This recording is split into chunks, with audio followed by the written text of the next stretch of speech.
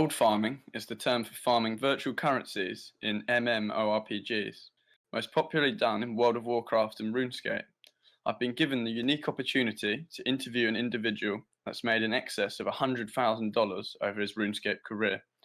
I in no way endorse the breach of any game's terms of service, and this video is created from a purely journalistic point of view and should be viewed as such. If you like the video, please drop it a like and subscribe for future content. So without any further ado, let's get into it. Okay, so firstly, if you could tell me how you got into the gold farming scene. Yeah. So I mean, back in the day, I used to be, I was involved in like pure clans. Right. Okay. Yeah. I mean, I'm not going to exactly say which ones I was involved in, but you know, you may be familiar with a couple, you know, mayhem makers. Oh yeah, sure. I was actually in MM for a short amount of time, perhaps with 4. Possibly, yeah.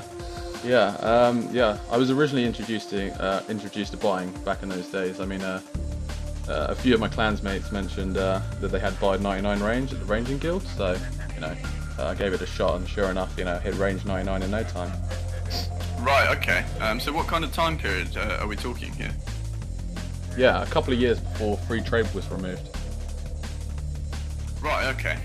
Weren't the ban rates really low back then? I remember hearing something about it back in my day. Yeah, you could say that. I mean, Jagex weren't really dealing with what was going on, you know, hacking and stuff as such. So it was not to the extent as it is these days. You know, whether or not that's because, you know, they didn't care at the time, or the detection software was sloppy. Don't really know. Possibly a mixture of the two. Right. Yeah, that sounds about right.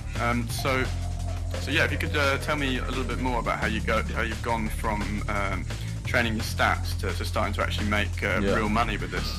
Yeah. Sure. So I sort of began to experiment with farming methods to fund, you know, player killing, because predominantly player-to-player based plans. Yeah. All of the supplies and stuff really do cost a lot. I know that from personal experience. So at this point, what botting client were you using? Was it RS Buddy, or I forget what was available back then? So I was sort of experimenting with a mixture, you know, Epic Bot, similar stuff to that. Right. Okay. So if you could talk me through the transition from being, say, a self-efficient player, getting gold for your clan's PK, through to actually starting to supplement your income through this. Sure. So I started to focus more on getting gold than pure clanning. Sure. And kind of fell out with the scene, really. I was making around 500 a week with very little work, running maybe 20 bots daily, but it wasn't really too serious at the time. A couple of friends went into the whole questing service, fire cape service. Right. Okay. So getting fire capes for pure characters, is that right? Like one defense build. For example, getting desert treasure and adamant gloves on pures with no protection. Right. Okay. So are you able to share with me the amounts of money that your friends were making by doing this? Yeah. I mean, I'd say they're making similar amounts to myself. Although when pures first started getting fire capes en masse, one of my friends was making in excess of about, let me think, about $100 to $200 a day. Wow, that's really impressive. Well, I mean, yeah, sure, you could say that's impressive, but now there's a lot more we can do. I mean, obviously the Chinese have been farming gold since the beginning of time. It might even be better money than Bitcoin mining for them. Yeah, that's definitely that's something for another time. Okay, well, so where were you botting? What was going on during the trade restriction days? So when the bounty hunter crate was introduced, that was the answer to trade restrictions. I remember teams of people would sort of dominate the center of the crate and transfer money that way to protect their account while it had a 30-minute timer. Because obviously, you know, you can't leave for 30 minutes. Right. Okay. So you're saying kind of teams of people were doing. I think I've seen something on this before, actually. I've read somewhere. That's really interesting. I mean, there were times when several teams had truces, so they didn't attack each other, and there were also times when you could really there were massive team fights between rival gold sites, and you could say I found this quite annoying, but there was definitely money to be made. Thank you for that. I actually remember back in the day, I bought 2 million gold for my pure, and I had to give my account details to the gold site, which I wasn't too keen about. So after logging back into the account, after they'd given me the gold, I saw that I was standing outside the bounty hunter crater. So I didn't quite know how they'd done it at first, but eventually it occurred to me it was the only way to get around the trade restriction. I had no idea this was being done on such a wide scale, though. Yeah. Really fascinating to see the kind of rival sites literally fighting it out in game for market domination. That's really funny. So at this point, could you tell me exactly, roughly how much you were making? I sort of think that's where prefer not to be so specific.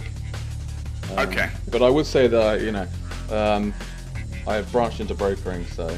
By brokering, are you referring to gold websites? Yeah. Yeah. I was running gold sites at the time, selling my gold, sort of buying low, selling high. Another thing I neglected to mention is that clans, like smoking mills, were manipulating the prices of junk items, like nature talismans and the like. And that was one of the ways we would buy gold from the sellers and save them the trouble of having us to log into their accounts. Fascinating. So presumably people like myself, like I said, I wasn't that keen on giving my details out to the gold site. Yeah. Presumably around that time, the kind of bigger sellers were not having that. So that was the way around that. Is that the case? Yeah. So coming to the present time, that being old school RuneScape, could you tell me about your involvement in this particular server? When the server first started, the bans were almost non-existent, and there were only manual bans, which was more for show. And having a mod mat running around banning shark bots and U-bots, it was really an absolute joke. Right. Okay. So for myself and the viewers, what kind of things did you farm in old school RuneScape? At the start, U's and sharks, things people needed to level up. U's obviously for alks and sharks for food. Okay. Yeah, it was hard to shift stock back then, as we had to run trading bots, as there was no GE at the time. Yes, I used to do some merchanting around that time. We made contact with some reasonably big time merchants who would buy our stock in 1 or 2 trades and give them we would give them a nice margin of profit. And I would say that's probably the closest thing I've done to giving back to the community. We had tools to sell our stock, but it just took time. Okay, would you be able to expand at all on what kind of tools you're referring to? Yeah, sure. At this point I have quite a strong understanding of JavaScript, and I was making my own script, so I could do pretty much anything. But there was no need to change it, so... Okay, so how much exactly did you make during this time? Let's just say I was making what I would make in a month, pre-EOC, in weeks and sometimes even days. And in answer to your earlier question, I was using virtual servers, around 2 to 5 accounts per SOC5 proxy. And as I've mentioned, the ban weights were almost, they were sort of unheard of at the time. Right, but that was quite few and far between, as you said earlier. Fascinating stuff. Thanks very much. So, if we could quickly go over the state of botting, gold farming in RuneScape 2016-2017 at the present time. What's the state of botting at the moment? Alright, so it's probably the hardest it's been ever. Things like chim chompers and green dragons, they're very high ban rates, and it's hard to even make back the initial investment. Sorry, are you referring to membership costs when you say? Yeah. Okay, so presumably for the bond and the was it the SOX proxy you mentioned earlier? Okay, yeah. Please continue. I've tried to blend in these days, sort of doing stuff that doesn't give massive XP, because obviously keeping under the radar, so smithing, mining, things like that are actually good. However, much more work has to go into making accounts, even look legit, and it can take a very long time.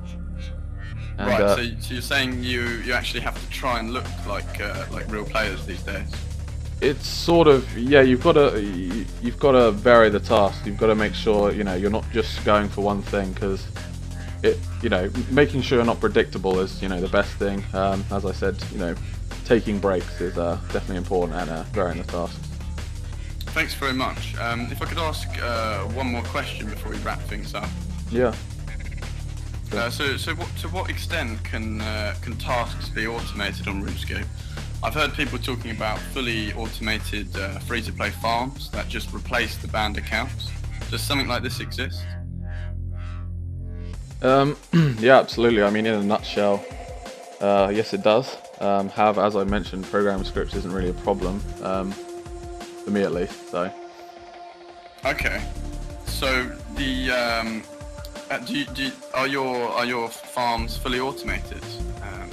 To what kind of amount of man work or manpower does actually go into this? How much of it is just scripting? Sure, let's just say I can make an account that does X quest and levels up Y skill, rests, comes back on and farms gold and automatically mules it. Wow, okay, so the sky is really the limit with this? Yeah, yes, as I said. Okay, so thanks so much for taking the time to speak to me today. I hope the viewers have enjoyed this and found it insightful. Would you be willing to do a follow-up video answering any viewer questions? Yeah, sure, absolutely. Okay, thanks again. Have a good day.